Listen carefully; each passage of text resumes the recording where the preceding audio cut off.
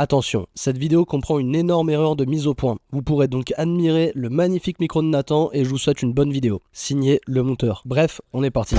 Vous avez peut-être l'impression que si vous avez du trafic, votre boutique se porte bien. Pourtant, même avec des milliers de visites chaque mois, il est possible de passer à côté de l'essentiel. Salut à tous, j'espère que vous vous portez bien et dans cette vidéo, je vais analyser deux boutiques e-commerce très différentes afin de vous montrer comment des petits mais aussi des gros détails peuvent radicalement changer la performance d'un site. On s'installe ensemble pour ce troisième épisode d'une nouvelle audit qui pique et sans plus attendre, on démarre avec la première boutique. On se retrouve alors sur une boutique qui s'appelle Beau Bleu Paris. Il s'agit d'une marque de montres haut de gamme réputée pour son design circulaire unique et son savoir-faire artisanal. Malgré un positionnement très qualitatif et un trafic estimé à environ 65 000 visites par mois, on va voir que certains éléments freinent les conversions et empêchent ce site d'atteindre son plein potentiel. Pour cet audit, on va suivre une trame sur laquelle, dans un premier temps, on va avoir des marques de référence. Ces marques-là, en fait, c'est celles sur lesquelles on va s'appuyer pour répondre aux problèmes qu'on va trouver justement sur Beau Bleu Paris, et ce sera pareil pour la deuxième boutique. Ici, on a donc trois marques, Vaer Watches, Baltic Watches et Christopher Wragh. Ensuite, on va définir les points positifs. Il se trouve que sur cette boutique, et comme toute boutique de montres de luxe, c'est une bonne chose qu'ils l'aient fait, parce que j'en ai vu qu'ils ne le faisaient pas. Ils ont bien mis les upsells sur les bracelets quand on choisit une montre, et ça c'est plutôt cool. Ensuite, le fondateur et le savoir-faire sont mis en avant, en sachant qu'on est sur de la fabrication parisienne, ce qui est très chouette, et on a une distribution dans énormément de boutiques physiques, ce qui assure justement aussi un fonds de roulement pour la trésor, et qui permet d'améliorer considérablement les divers canaux de montres. Ensuite, on parle des stats. Ici, ce sont des stats estimées et on va avoir uniquement besoin, en tout cas, des visites mensuelles moyennes, valeur estimative, qu'on obtient auprès de l'outil SimilarWeb. Donc là, ici, SimilarWeb nous dit qu'on a environ 65 000 visites par mois en moyenne sur le dernier trimestre pour cette boutique. À partir de ça, et parce qu'on sait que sur des boutiques de luxe, on a entre 0,5 et 1% de taux de conversion, on va aussi avoir un panier moyen estimé en rapport des produits disponibles sur la boutique de 1 000 €. Ça, c'est sans upsell. Donc très certainement que le panier moyen est peut-être un tout petit peu plus haut. Mais bon, déjà avec 1000, c'est très bien parce qu'on arrive à un CA mensuel estimé de 600 000 € par mois sur ce site. Avec une trésor pareille, ça permet justement d'améliorer les divers points et canaux de vente, dont justement le site. On attaque d'emblée. Il se trouve que cette boutique-là a fait le choix de donner des noms un peu sur mesure justement, qui n'existent pas pour leur montre. On va se retrouver donc sur un produit comme celui-ci, où le nom, là pour le coup c'est vraiment une invention de leur part, mais il n'est pas forcément parlant pour les utilisateurs. C'est pas du tout un problème, par contre il faut le compléter. Et pour ça on pourrait mettre un sous-titre, comme j'ai pu mettre ici, exemple, montre automatique au design circulaire unique fabriquée à Paris. Sachant que fabriqué à Paris c'est une valeur forte de la marque, et montre automatique au design circulaire unique également, mais montre automatique, c'est une caractéristique, donc on essaie de caler quelques mots-clés importants justement dans ce sous-titre, et on peut la mettre de manière très minimaliste, à la fois sur les cartes produits à travers la boutique, et sur les pages produits juste en dessous. Ensuite, on ne va avoir aucune preuve sociale, aucun avis client sur les pages produits de Beau Bleu Paris. Et c'est bien dommage, parce qu'il se trouve que les visiteurs, en tout cas, se fient quand même de plus en plus, et c'est déjà le cas, aux avis des clients. Maintenant, on me dira, ok, pour du luxe, ça peut faire un peu cheap. Et je vous montre, chez Baltic Watches, justement, on va retrouver les avis clients juste ici. Pour le coup, ils ont tout customisé et c'est à leur image. On est sur quelque chose de minimaliste, de luxe et qui fait premium. Quand on clique dessus, c'est une encre qui nous ramène à une section avis presse et clients. Donc on commence par la presse avec les divers articles parlant de leur montre et on va se retrouver ensuite avec la section des avis des clients. Comme vous voyez, moi personnellement ça ne m'inspire pas du tout une section cheap. Ils l'ont agrémentée avec leur branding et elle est très jolie. On pourrait faire exactement la même chose avec Beau Bleu Paris et c'est pas quelque chose de conséquent en termes de développement pour le coup. Donc bon, à méditer, mais c'est quelque chose dont il pourrait éviter de se passer pour le coup sur cette feature là. Ensuite on va avoir des variantes de couleurs qui ne sont pas nécessairement bien mises en œuvre. Ici sur le formulaire d'ajout au panier, on va retrouver les bracelets disponibles et un élément de personnalisation qui est l'embossage. Déjà l'embossage c'est juste une checkbox. On pourrait la mettre bien plus en avant que ce qu'elle est aujourd'hui, puisque là, elle ressort pas visuellement, elle n'est pas hiérarchisée, il n'y a pas d'impact, aucune mise en avant, aucun highlight. Par contre, sur les bracelets disponibles, on a un effort à faire pour aller voir les divers bracelets, soit cliquer sur le sélecteur. Ici, on n'en a que 4, et je pense que justement, ces 4 bracelets pourraient passer dans des boutons radio, donc des boutons directement visibles, 4 à la ligne comme ça sur desktop, et 2 par exemple sur mobile, ou avec un tout petit carrousel mais qui permettrait justement à l'utilisateur de ne pas avoir à faire d'efforts pour voir la totalité de ses bracelets. Bien sûr, si on dépasse 4 bracelets ou du moins 4 valeurs dans une option, ici l'option c'est le type de bracelet, et ben là le sélecteur est plus ou moins obligatoire, encore que, comme on pourrait retrouver justement encore une fois chez Baltic, ils ont fait un système de carrousel. Bon, ce qui est dommage par exemple ici, c'est qu'il n'y a pas de drag, on peut pas justement maintenir et faire glisser. Ça c'est dommage. Mais ils ont fait un carrousel où, si on clique, on arrive à la fin du carrousel. À éviter le carrousel si jamais vous avez plus d'une page qui dépasse. Parce que là, il y aura beaucoup trop de clics à faire et la personne, elle va être frustrée de ne pas avoir tous les modèles directement. À ce moment-là, affichez tous les modèles justement autrement avec une pop-up, un drop-down, peu importe. Drop-down, accordéon. Autrement, affichez les informations dans une pop-up ou alors dans un accordéon, tout simplement. Ça permet d'avoir quand même quelque chose d'un peu plus épuré. Parce que là, sinon, ce serait beaucoup trop et l'utilisateur, comme je dis, va être frustré à défiler jusqu'au bout. Par contre ici, même conseil, ils ont que 4 bracelets, ils auraient pu le faire directement en switches. Après, au-delà de 4 valeurs sur une option, là on peut passer en sélecteur. Ensuite, le sticky add to cart, qui est quand même quelque chose d'indispensable sur une page produit. Pour le coup, ici, vu qu'on est sur des produits de luxe, ils sont très agrémentés en descriptif. Pour le coup, Baltic a vraiment bien respecté la norme à ce niveau-là. Par contre, Bleu Paris, il y a des efforts à faire. Typiquement, quand on passe le bouton d'ajout au panier, on se retrouve avec un sticky add to cart. Donc on a image, titre, prix et bouton. C'est tout. On n'a rien qui peut nous permettre justement de changer de variante facilement à cet endroit-là. Et c'est quand même assez succinct en termes de design. Le souci également, c'est que si je clique sur ajouter au panier, ça m'ajoute la variante actuellement sélectionnée au niveau du bracelet. À aucun moment on me propose de pouvoir remonter vers le formulaire d'ajout au panier pour choisir ma personnalisation et mon bracelet. Pour le coup, Baltic l'ont compris, si jamais on se retrouve ici et qu'on clique sur ajouter au panier, c'est une encre qui nous ramène vers le formulaire d'ajout, puisqu'ils ont plusieurs options de personnalisation. Et c'est frustrant pour l'utilisateur d'ajouter une variante qu'il n'avait pas choisie, parce que là les pages produits sont longues, sur mobile il arrive tout en bas, il va pas forcément avoir le réflexe de remonter en haut de la page au niveau du formulaire pour choisir sa variante. Il va se dire au pire elle me sera proposée, c'est en plus de ça de plus en plus dans les mœurs d'avoir ce type de process. Là pour le coup c'est pas le cas. Une chose aussi qui est bien qu'ils ont pu mettre, c'est de pouvoir switcher entre les divers modèles de montres et aussi d'avoir des encres pour les diverses sections présentes sur la page. Surtout que esthétiquement, ça fait quand même un cachet assez joli. Ici, pour expliquer cet effet, on est sur ce qu'on appelle un backdrop filter en CSS qui permet en fait de ne pas flouter ce qui est mis devant la partie concernée, mais à l'inverse, flouter l'arrière. Comme on voit ici, la scission entre les couleurs de l'image et le blanc sont fondues parce qu'on vient mettre un flou d'arrière-plan à ce niveau-là. Et pour le coup, c'est super bien implanté sur leur site, bravo à eux, et on est sur quelque chose de super esthétique. Après, si on passe aux bénéfices, ici, pour le coup, ils sont entre guillemets inexistants sur Bleu Paris. On va avoir des caractéristiques ici qui vont être tassées, aucune d'entre elles ne ressort parce qu'il n'y a aucune hiérarchisation visuelle. Et ce qui est bien dommage, par exemple, à aucun moment, là ici, des valeurs comme assemblée et conçu en France n'est mise en avant à cet endroit-là, ou encore le fait qu'on soit sur un design circulaire unique. C'est pas dit et c'est bien dommage parce que c'est ce que les clients vont aller chercher dans un premier temps. Pourquoi ils achèteraient une montre chez eux et pas chez quelqu'un d'autre? Donc après, toutes les caractéristiques techniques, c'est bien de les mettre, mais elles viennent dans un second temps. En tout cas, c'est mon avis sur quelque chose de luxe comme celui-ci. Ensuite, concernant les caractéristiques techniques, elles sont très esthétiques chez Bleu Paris. Lorsqu'on descend sur la page, on a une partie descriptive, les caractéristiques techniques sont pas du tout annoncées en haut. On va les retrouver plus bas, il n'y a rien qui nous permet d'avoir des encres pour naviguer à travers l'entièreté de la page, et d'ailleurs on ne sait même pas ce qu'il y a dans cette page du coup. Mais bon, soit. En descendant, on arrive sur cette section, qui pour le coup est très jolie puisqu'on a les caractéristiques de la montre et les caractéristiques du mouvement.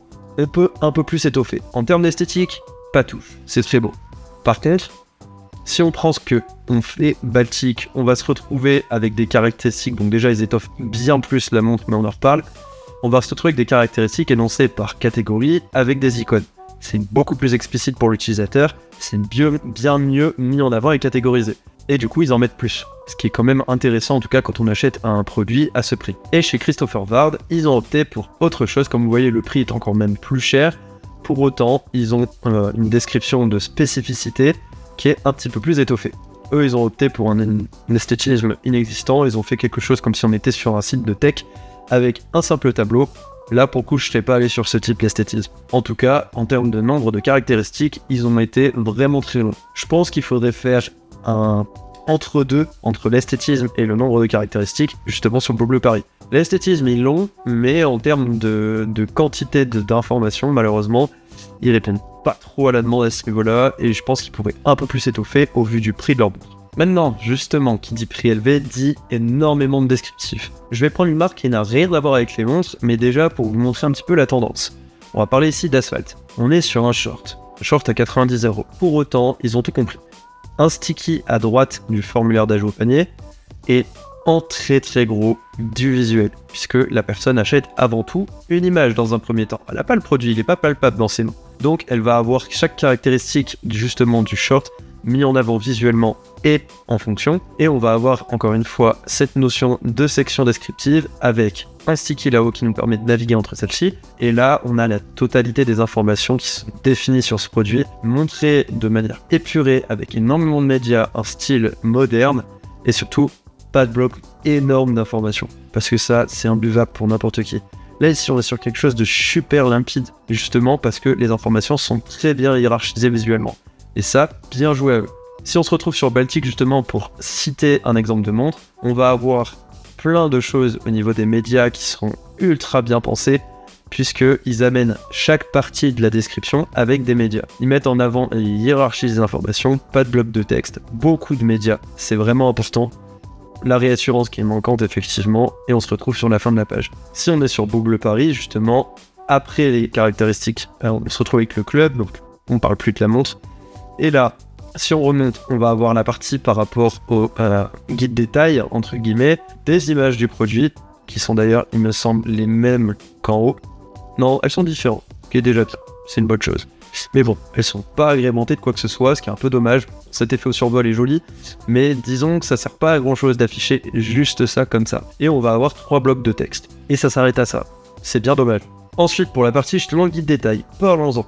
On va avoir ici une notion de guide détail pour des montres qui ne sont pas forcément ajustables, avec des informations sur comment mesurer son poignet. Déjà, pourquoi un accordéon alors qu'il y a 3 phrases? Ça, c'est dommage. Ensuite, beaucoup plus démonstratif en vidéo. Ils prennent la peine d'avoir fait une vidéo pour chaque type de poignet, comme on peut le voir ici. Pourquoi pas en proposer une pour comment mesurer justement avec un cordon et simple efficace. Après, là où c'est dommage, c'est que c'est une section qui est quand même très basse dans la page, et ce serait intéressant de pouvoir la mettre un peu plus haut, et même la mettre en pop-up, en fait, finalement. Une pop-up, la personne, elle peut justement cliquer à cette zone-là, comment mesurer son poignet, quelles sont les tailles, est-ce que la montre, elle est justement réglable, ajustable ou non. C'est des informations qu'on n'a pas nécessairement à ce niveau, et c'est un petit peu dommage. Ensuite, on parle du prix. Pour le prix ici, déjà, on est principalement sur une vente parisienne, donc en France, avec le symbole euro. Le symbole euro, traditionnellement, il est à droite. Là, ils l'ont laissé à gauche, chose qui est standard sur Shopify, puisque c'est en dollars de base. Le problème, c'est qu'en fraction de seconde, on peut le passer à droite, et je trouve ça dommage qu'il ne l'ait pas fait. Ça, c'est le premier point. Le deuxième, aucun espacement entre le titre et le prix, ce qui fait que l'information, elle ressort pas du tout visuellement. Elle est pas du tout mise en avant. On a Alma, pour le coup, par contre, ça c'est très bien que ce soit mis en place, qui ressort, mais bon, eux ont déjà travaillé leur design, et c'est en dehors, entre guillemets, du design de la boutique en tant que tel.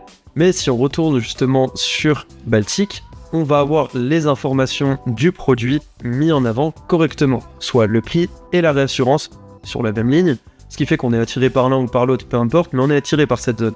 Ensuite, il y a assez d'espace en haut et en bas pour avoir la distinction du prix par rapport aux autres infos. Et ça, c'est bien joué de leur part, parce que c'est très simple, minimaliste encore une fois. Pour autant, chez Beau Bleu Paris, malheureusement, c'est pas respecté. Enfin, on va avoir une page produit sur laquelle on n'a aucune notion par rapport au retour. La livraison, elle est offerte, mais elle n'est pas du tout mise en avant. Les moyens de paiement ne sont pas mentionnés. On n'a aucune mention sur la garantie mise en avant également sur les fiches produits. Elle y est, mais je vous montrerai, c'est pas au top. Aucune section FAQ. Ça, c'est bien dommage parce qu'il y a forcément des questions récurrentes des clients auxquelles ils peuvent répondre directement sur leur page produit. Et malheureusement, aucun storytelling par rapport à la marque, au fondateur et au savoir-faire dans les ateliers. Chose qui est pour moi indispensable sur un produit parisien de qualité. Quand on arrive sur la page produit, effectivement, au niveau de la réassurance, on va avoir la livraison offerte avec du détail. Soit, on peut mettre du détail, mais autant mettre la livraison offerte directement en avant dans un encart de réassurance, qui est d'ailleurs reconnaissable par les clients, comme on pourrait avoir juste ici avec ce genre de choses. C'est simple, efficace, mais surtout ça ressort, c'est hiérarchisé visuellement. Pour autant, ils ont quand même placé la livraison offerte dans un accordéon ici. Comme vous voyez, ils ont insisté sur ces informations parce qu'elles sont importantes pour la conversion. Pareil pour la garantie de 24 mois, et ils ont rajouté le fait d'avoir les échanges et les retours gratuits. Chose qui n'est absolument pas présente sur cette partie-là. On parle aucunement des échanges et des retours, ce qui est dommage parce que malheureusement c'est des choses qui peuvent arriver pour les clients et ça les rassure de savoir que vous anticipez ce process. Pour conclure sur cette page produit de Bob Le Paris, puisqu'on va s'arrêter à ça pour cet audit, aujourd'hui malheureusement il manque quand même de plein de points essentiels, dont le fait d'avoir une accroche claire. Il n'y a rien qui va catch le visiteur pour se dire ok c'est cette marque et pas une autre. Elle se différencie pas justement parce que les bénéfices et les valeurs sont pas mis en avant et on n'a aucune réassurance. Ça donne pas nécessairement envie, surtout au vu du prix. Ensuite, on va avoir des variantes de couleurs peu visibles, le sticky add to cart aussi qui est trop minimaliste et qui pourrait surtout être une encre pour ramener au formulaire d'add to cart, et les bénéfices produits encore une fois avec le prix élevé pas mis en avant, ce qui fait que c'est gênant au niveau de la conversion. Et enfin, il n'y a aucun élément de réassurance qui est bien mis en avant pour rassurer le client tout simplement, ça sert à ça, et le storytelling complètement absent. Donc en résultat, on a effectivement une page qui est peu engageante, qui ne reflète pas le positionnement haut de gamme de la marque et freine la conversion. Pour autant, ce ne sont pas forcément des choses qui sont très compliquées à mettre en place sur ces sites-là. On n'est pas sur des fonctionnalités avancées de personnalisation, etc. Ça pourrait être fait assez simplement en développement. Faut-il encore qu'il fasse appel à un développeur ou une agence pour pouvoir le mettre en place. En tout cas, c'est pas quelque chose qui serait trop difficile et long à faire. Pour ceux qui ne me connaissent pas encore, je m'appelle Nathan, je suis CTO de l'agence Nomade, une agence de développement sur Shopify. Chaque jour, j'accompagne des boutiques Shopify dans la mise en place de bonnes pratiques pour booster leur conversion et scaler proprement. Si ce format d'audit vous aide à repérer les erreurs qui peuvent bloquer vos ventes, pensez à liker cette vidéo, vous abonner et activer la cloche de notification. C'est la meilleure façon de ne rien rater des prochains épisodes et d'être sûr de ne pas laisser passer des détails importants. Je vous remercie d'avance et on reprend. On passe maintenant à la deuxième boutique, Oxmoto. Ici, on est dans le domaine de l'équipement moto et motocross avec un catalogue très étoffé. Malgré une base solide et un panier moyen estimé à 140 €, on va découvrir qu'il manque des éléments d'optimisation essentiels pour exploiter pleinement ce trafic et améliorer la qualité de l'expérience utilisateur. La deuxième boutique, donc Oxmoto, même chose, en marque de référence, on va prendre Troy Designs et également G-Hit sur lequel on a eu l'occasion de travailler à l'époque.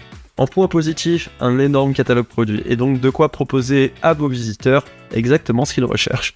Aussi, le fait de pouvoir trier par marque, qui est une chose indispensable quand on a un catalogue aussi gros, il faut guider l'utilisateur, et c'est une chose qui est bien faite. Maintenant, en rapport des statistiques estimées, on va avoir des visites mensuelles aux alentours de 10K par mois, moyenne sur le dernier trimestre. Pour ce type de niche, sachant qu'on a un panier moyen qui est quand même relativement en dessous de la précédente boutique, 140 € en moyenne, on est sur un taux de conversion estimé à 2%. C'est la moyenne des e-commerce en tout cas. Et donc ça nous donne un CA mensuel estimé à hauteur de 28 000 € par mois. Ce qui est pour le coup très bien pour une marque qui en tout cas a un énorme potentiel devant elle et pourrait, je pense, doubler ou tripler son chiffre d'affaires hyper facilement. Let's go! Directement, on va aussi attaquer sur la page produit. Pour celle-ci, pas assez de photos des produits de manière générale. Typiquement, si on va aller sur équipement pilote comme on a pu voir et les gants, on va retrouver des gants ici. Donc là, c'est pas trop mal, des filtres pour être bien mieux mis en avant. Esthétiquement, disons que c'est un site qui a quand même pas mal de choses à revoir. En tout cas, c'est pas un site moderne dans l'esthétique. Donc ça joue de manière globale forcément sur la conversion. Et là, c'est un effort à faire sur le site entier. Mais bon, ceci étant dit, arrive sur les pages produits, on se retrouve, même s'ils ont un énorme catalogue et je comprends la difficulté de mettre beaucoup de médias, sur un produit où il y a juste 2 images. Aucune mise en situation, nada, il n'y a rien. Donc rien que ça déjà, en sachant que les gens justement achètent par rapport à un visuel dans un premier temps, malheureusement ici, il n'y a rien du tout pour convaincre au niveau des images. Donc, catalogue énorme, j'en conviens, aucun problème. Après, s'ils peuvent faire l'effort sur des produits pour mettre justement plus de choses, ce serait bien mieux. Pour les tenues, même chose, on va se retrouver avec des mannequins mis comme ça. Aujourd'hui, on est plus sur des mises en situation autres que fond blanc pour les autres images que la principale. Et là, encore une fois, ça fait un peu année 2000 comme site. Après, soit c'est peut-être la DA vers laquelle ils se sont tournés, mais je pense qu'ils pourraient y gagner à moderniser le tout. Justement, en prenant l'exemple de G-Hit, on va se retrouver avec bien plus de photos produits pour le coup, et surtout des mises en situation comme vous pouvez le voir ici, ce qui donne un petit peu plus quand même de réassurance par rapport aux produits ici. On voit que les finitions sont propres, jolies, c'est hydrophobe, et on peut s'en servir au ski, et la personne, voilà, elle est contente de skier avec cet habit-là. C'est ce qu'il faut. C'est exactement ce qu'il faut pour convaincre. En tout cas, je pense qu'il y a des efforts à faire côté Oxmoto sur ce sujet. Donc effectivement, ça rejoint le point que je disais, pas de photos mises en situation. On va ensuite avoir des variantes dans une liste déroulante mal mise en avant. En effet, quand on va être là par exemple avec un compost à tenue, bon, soit la notion de bundle est très bien, mais bon, on va avoir des simples sélecteurs natifs HTML comme ceci. Et là, effectivement, on est sur un design ultra old school. On pourrait faire bien mieux sur ce sujet. Et si je reprends mes gants, si on est sur un produit où il n'y a pas de notion de bundle qui est proposée, bah même chose, on va se retrouver avec ça. Ce qui est bien dommage parce qu'on pourrait faire beaucoup mieux qu'afficher juste ça comme ça. En l'occurrence, comme l'ont fait G-Hit, on va avoir justement des boutons radio pour sélectionner notre taille, ce qui est quand même vachement bien parce qu'on a toutes les tailles de disponibles et si elles ne sont pas disponibles justement, quelque chose qui permet de ne pas la sélectionner. Ou alors derrière on propose un back in stock en fait tout simplement avec Klaviyo comme d'habitude. C'est quelque chose qui permet justement d'éviter de frustrer l'utilisateur, d'être prévenu quand il y a du réassort et justement de pouvoir obtenir son produit comme il l'entend. C'est aussi sympa pour des produits indisponibles d'afficher une date de réassort estimée. C'est pas toujours évident, mais si vous en avez la possibilité, faites-le parce que ça permet au client de se dire ok, je vais avoir des nouvelles dans tant de temps. Et ça incite à ce qu'il mette son mail. Marketing par la suite, forcément. Ensuite sur les batteries, bah là pour le coup c'est quand même sympa aussi. Vous pouvez avoir beaucoup plus de choses, c'est un peu une notion d'upsell en l'occurrence, mais c'est toujours bien de l'afficher comme ils l'ont fait ici. Après ça aurait été encore plus sympa de l'afficher avec du prix comparé, ça c'est un peu dommage. Maintenant si on prend la partie des caractéristiques techniques, et ben même chose pour le coup. Si on vient ici, c'est ça qu'on peut appeler les caractéristiques techniques. En l'occurrence, on pourrait vraiment agrémenter bien mieux, surtout que même là, on parle de gants, donc on peut parler aussi de température. Admettons, on revient sur G-Hit. Au niveau de la description et des diverses propriétés, là, elles sont hiérarchisées visuellement, on met l'accent sur chacune des choses. Et surtout, là, il y a une notion d'isolation thermique 4 sur 5 avec une note et un gradient sur la barre de progression, ce qui permet aussi un esthétisme moderne. Pareil sur l'intensité de chauffe, avec les divers chauffes, puisque là on est sur un produit qui possède des batteries pour chauffer les gants. Et en tout cas, tout ce qui concerne le reste, donc la description, l'usage recommandé, composition et entretien, batterie, on a quelque chose encore une fois qui est super propre, tout en tenant compte qu'à droite, c'est sticky sur desktop, et donc ça c'est super. Par contre, il manque un sticky add to cart étayé, parce que là, juste ça suffit pas, mais on a une encre. Donc en soi, c'est pas mal. Franchement, à ce niveau-là, au niveau de la description produit, etc., c'est propre. Ici, malheureusement, il n'y a aucune hiérarchisation des informations, elles sont pas catégorisées, etc. Et je pense que c'est comme ça à travers l'ensemble des produits de la boutique. Ce qui est bien dommage parce que là, l'utilisateur, il va pas faire l'effort d'aller lire ces informations telles qu'elles sont présentées ici. Ensuite, en parlant encore une fois de réassurance, là pour le coup, aucun avis client sur la boutique. Si on revient ici, il n'y a pas d'avis, il n'y a pas d'étoiles, il n'y a rien. La page produit, elle est courte, il n'y a que dalle. A l'inverse ici, pour le coup, G-Hit ont opté pour Trustpilot, qui est quand même un très bon gage de confiance puisque les avis sont inaltérables, mais c'est pas celui que j'aurais choisi. Après, effectivement, on arrive sur quelque chose avec un esthétisme qui est un peu branlant côté Trustpilot, malgré le prix exorbitant pour le coup de ce qu'ils proposent, pour si moche, entre guillemets. Mais bon, en tout cas, ça fonctionne en termes de réassurance pour les gens, puisque tout le monde sait que Trustpilot, c'est inviolable, il n'y a pas d'avis falsifié sur cette plateforme. Après, on peut agrémenter les avis de bien d'autres manières. Je vous ai montré tout à l'heure avec les autres boutiques comme Baltic. On peut avoir quelque chose de joli et surtout qui fait envie, qui donne confiance et qui permet aux gens d'aller chercher les diverses informations correctement. Par exemple, si on va voir chez Trolley Designs, justement, on va retrouver une section d'avis qui est quand même un peu plus agrémentée, où on va avoir les sujets populaires, de sorte à ce que la personne qui vient justement regarder le produit, elle se dise « Ok, ma problématique, moi, c'est ça. Est-ce qu'il y a des personnes qui en parlent? Si oui, est-ce qu'elles en parlent bien? Si il trouve juste une personne qui confirme que sa problématique est résolue avec ce produit, bingo, vous avez tout gagné.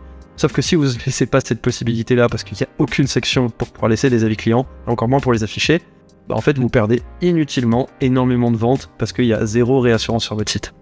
Ensuite, si on continue, on va se retrouver avec la partie des upsells. Upsell, cross-sell, qui sont normalement censés être en corrélation avec ce qu'on est en train de voir, mais va falloir m'expliquer. Un broc 2 heures, un kit de transport moto, des pinces à torsader, encore la casquette, pourquoi pas. Mais il y a pas trop de sens là, et même les lunettes encore ça passe. Après, il n'y a aucune notion de produit complémentaire, de complète ton look, ta tenue, peu importe, ça marche pas. Si on revient sur G-Hit, pour le coup ici, ils ont proposé de compléter la tenue avec la doudoune chauffante, ce qui fait sens avec les gants, ça va de soi. Mais on pourrait afficher même 2, 3, 4 produits sur chaque fiche produit, ça marche aussi. Là pour le coup, il n'y a rien de tout ça. Si on retourne sur cette fiche produit là, on n'a aucun upsell, aucun cross-sell intelligent et fait de manière à ce que le client ou visiteur se dit ok, pourquoi pas. Il n'y a rien. Nada. Donc là, c'est le néant. Il n'y a aussi d'ailleurs aucun sticky add to cart, hein, mais ça, c'est red flag, red flag, red flag. Je pense que on devrait plus avoir ça sur une boutique en 2025, de ne pas en avoir. Enfin, ça c'est mon avis. Et maintenant, le meilleur, si on ajoute au panier, ça c'est non. Ça c'est le... Faut pas. Maintenant, vous me direz, oui, t'es dur. Non, non, non. Là, pour le coup, on bloque l'action de l'utilisateur. On n'affiche aucune information à part que le fait que le produit a été ajouté. Heureusement que le site fonctionne. Merci. Il n'y a pas d'upsell, il n'y a pas de résumé de commande. Il faut cliquer pour aller au panier. Au pire, redirigeons directement vers la page carte. Enfin, il est où le sens d'afficher cette pop-up? Sincèrement. Déjà, pas de side cart, encore une fois, c'est comme le sticky. Le sticky add to cart et le side cart sur une boutique e-commerce en 2025, c'est le must-have. Il faut, c'est obligatoire. Si on est ici, par exemple, sur G8 et qu'on ajoute au panier, déjà une animation, c'est joli. Il y a un rechargement en temps réel. On affiche de la gamification pour la livraison, le résumé de la commande avec les diverses informations des produits et leur prix. On a des upsells, Dieu merci. On a de la réassurance et le prix dans le bouton de paiement. Ça, c'est top. On pourrait améliorer quelques petites choses, comme par exemple au niveau de la gamification, une seule ligne et plus de paliers. Le fait d'afficher le nombre d'articles dans le panier avec un petit nombre avec de l'incrémentation au fur et à mesure qu'on bouge, ça aussi c'est chouette. Mais bon, on peut pas non plus tout demander, c'est déjà pas mal. Mais là, ça c'est non, c'est faut plus. Et si on passe donc sur la page du panier, on va se retrouver avec ça. Bon, la réduction, ok, mais si on affiche 0, c'est juste frustrant. Faut pas, non plus, pareil. Ça par contre, et je peux pas faire que cracher, ça c'est bien. Le fait d'afficher les livraisons prévues entre le et le, c'est chouette. Après, on pourrait aussi améliorer le truc en affichant le jour, le jeudi 3 avril par exemple. Ça aussi c'est sympa. Après ici, encore une fois, aucun upsell, aucune réassurance, enfin non. Ça personnellement j'appelle pas ça de la réassurance. Et on n'a pas non plus de quoi mettre par exemple une note de commande. Sur un panier aussi volumineux, il peut y avoir des demandes spécifiques. Là, on n'en a pas la possibilité. C'est ciao pour l'utilisateur, c'est dommage. Et juste après, on passe au checkout. Voilà, checkout Shopify classique. Si on se rend justement sur le panier de G8, bon, encore une fois, il y a quelques petits problèmes là. Par exemple, comme vous voyez, stylistiquement parlant, c'est pas top. Il y a des petites coquilles, mais bon, soit. Par contre, on retrouve encore le résumé de commande proprement, avec des upsells. On a les notes de commande. Il manquerait peut-être de la réassurance dans cette zone-là, mais vu qu'ils ont le sidecart, ils mettent pas l'accent sur la page panier, ça se devine. Mais on peut y accéder à la page panier. Ils ont laissé le choix d'y accéder. Là, en l'occurrence, c'est pas ça. Mais ils ont laissé le choix d'y accéder avec voir le panier juste ici. D'ailleurs, ils ont une petite coquille aussi ici. Faudra faire attention si jamais ils voient cette vidéo. Pas fou. Et voilà, si on vient sur paiement, les clients ont la possibilité, en cliquant sur le panier ici, d'arriver sur la page carte. Faut pas non plus la négliger, c'est pas parce que vous avez un side cart qu'il faut éviter complètement le design de la page carte. Ça peut venir dans un second temps, mais il faut quand même le soigner aussi. Aussi, pour agrémenter justement au niveau de cette page panier, chez Troily Design, si j'ajoute un produit, add to cart, hop, on se retrouve là-dessus. Donc là, on peut retrouver les latest reviews, donc là ils mettent des avis clients. Bon, niveau design, il y a des trucs à revoir, mais encore une fois, on a des upsells, on a des instructions spéciales. On a le total estimé, ils auraient pu le mettre dans le bouton. On a aussi de l'upsell. Bref, il y a des bonnes pratiques. Par contre, stylistiquement, tout est à revoir pour le coup. Mais c'est juste plutôt pour montrer au niveau des fonctionnalités. Et il y a la gamification qui est mise vraiment en avant, juste au-dessus. On termine maintenant avec la recherche. Qui dit gros catalogue, dit on doit guider l'utilisateur à travers toute la boutique. Donc la recherche, elle doit être aux petits oignons. Vous pouvez passer par des apps pour le faire. Il y a des apps qui permettent d'avoir des systèmes de recherche avec autocomplétion ultra propre, et si vous utilisez la recherche Shopify native, vous pouvez quand même avoir des choses sympas. Savoir qu'il y a des limitations aujourd'hui, elle ne tient pas compte des valeurs des beta fields disponibles sur les produits, et vous n'avez pas non plus de suggestions pertinentes, par exemple par rapport aux recherches les plus faites, ou de l'autocomplétion de ce que vous êtes en train de noter, enfin de la complétion du moins de mots. Ça c'est dommage aussi. J'espère que Shopify s'arrive à ce sujet. J'ai pas d'informations en tout cas à donner sur cette thématique là. Si on fait une recherche de produits donc, on va aller ici, on va taper gants.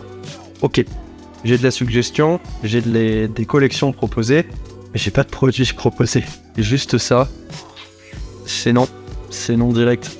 Là c'est... en fait ça guide pas l'utilisateur, hein, parce que la personne qui va me dire qu'elle connaît ces types de produits, tous, au pire, un amateur, quelqu'un d'un peu vétéran dans le sport, motocross, etc., il va les connaître, ces diverses marques. ces divers produits. Mais pensez au petit jeune qui vient d'arriver, qui veut se commander sa première paire de gants, il y connaît rien, bah là, bon courage. Il n'y a rien, il n'y a pas de notion de prix, pas de visuel, que dalle. Que bon, bah les gens se basent quand même aussi sur l'esthétisme, tant qu'à faire, ça peut être sympa.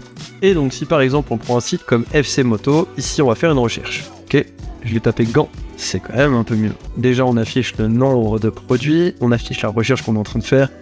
Comme eux, la recherche fréquente, suggestion de recherche, et les divers fabricants, parce qu'il peut y avoir plusieurs boucles. Mais surtout, on affiche des produits avec leur réduction, le prix, l'économie, le titre, la marque, bref, des informations essentielles pour l'utilisateur. Et s'il ne trouve pas son bonheur dans cette complétion-là, il peut aller directement sur la page de résultats sur laquelle il va avoir la totalité des produits. Et là, il peut filtrer par marque, par catégorie, par prix, par review, etc., etc. Bref, c'est quelque chose de complet pour guider l'utilisateur. Je dis pas que c'est la chose la plus esthétique visuellement, le site est un peu old school également, et je pense d'ailleurs c'est comme à beaucoup de sites en termes d'équipement automobile, mais c'est déjà le minimum, en tout cas c'est fonctionnel, c'est là. Là, côté Oxmoto, admettons justement je vais faire cette recherche, bon bah j'arrive là-dessus, c'est les mêmes systèmes de filtres qu'on retrouve sur les pages de collection. Le souci c'est que si on scroll, on perd les fils puisqu'il n'y a rien qui est stické, et c'est bien dommage. Et encore une fois, on est obligé d'ouvrir chaque partie pour avoir la tête des filtres. Ça aussi, ça aurait pu être grandement amélioré. Et s'il ne trouve pas son bonheur dans tout ça, il peut directement aller sur la page de recherche avec tous les résultats où il va retrouver la totalité des filtres et surtout il va avoir les évaluations, le prix, etc. Tout est disponible et visible. Ce qui est quand même vachement mieux. Quand on est sur la page de recherche de résultats pour Oxmoto, malheureusement, les filtres ne suivent pas. Il faut cliquer pour les voir, donc ça déjà c'est pas hyper ergonomique, et on pourrait en afficher bien plus, surtout à gauche, de manière sticky et défilable. Parce que là, la personne est obligée de remonter pour avoir ses divers fiches. Ce qu'on peut voir ici avec cet audit sur Oxmoto, c'est que ça met en lumière un manque total d'optimisation sur les fiches produits, il y a tout à refaire je pense, parce que là c'est enterré sur une dette technique assez élevée, et il faudrait mettre un coup de polish de partout. Ensuite, au niveau du tunnel d'achat, là, pas de sidecar, pas de key add to cart, ça va pas du tout à ce niveau-là et c'est pas des sujets très compliqués à intégrer. Maintenant, ça se fait assez facilement et je pense qu'il faudrait qu'ils fassent l'effort de le faire. Ça, je pense, augmenterait énormément leur taux de conversion. Et en termes d'expérience utilisateur, ils ont un catalogue énorme. Il faut guider l'utilisateur aux petits oignons. Et là, pour le coup, pareil qu'au niveau de la recherche et des filtres sur les collections, ça pêche. Maintenant, en plus de ça, on n'a pas de réassurance, on n'a pas d'urgence, que c'est quasiment inexistant, effectivement. Et l'optimisation du panier et de la recherche sont pas là. Donc ça donne aucune confiance dans le site pour aller acheter, ça fait un peu de cheap et dropshipping malheureusement.